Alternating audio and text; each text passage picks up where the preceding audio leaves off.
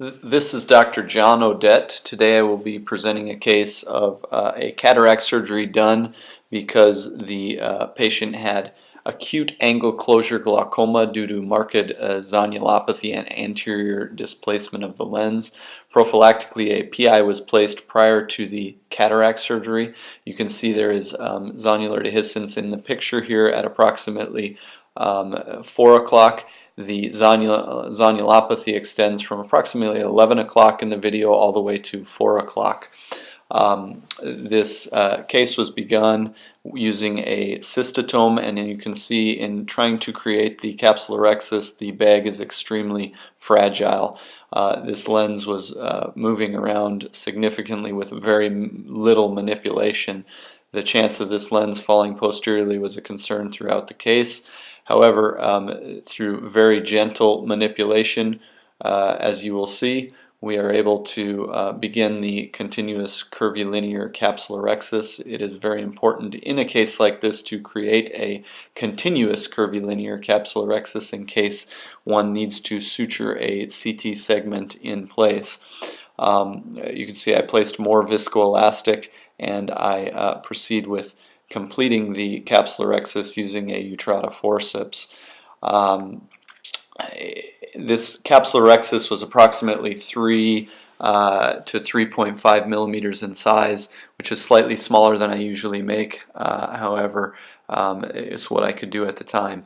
A very gentle hydrodissection was done using a chain cannula, and we proceeded to perform very gentle phaco-chop maneuver to dissect this lens. This was a 65-year-old patient with about a 2+ to 3+ nuclear sclerotic cataract. It was not incredibly dense, but was not soft either. So we did have to apply some energy in order to get this lens out of the bag. We were being extremely careful not to place any extra stress on the zonules. At this point, you can see the majority of the nucleus has been removed, and I will proceed with some very gentle irrigation aspiration. I start with the areas away from the marked zonulopathy, and here you can tell I go to the final aspect where the zonules appear to be most weak.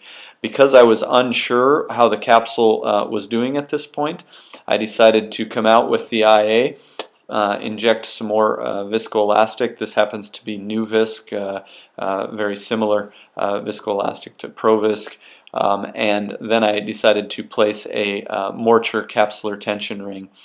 The Morture ring I place very gently, and I use a Coke spatula to guide it into the capsular fornix, once again avoiding any extra stress on the zonules.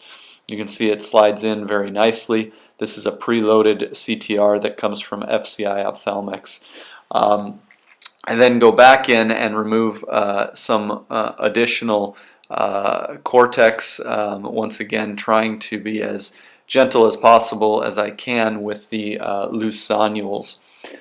Subincisionally, I decide to leave some of the cortex at this point and place the lens.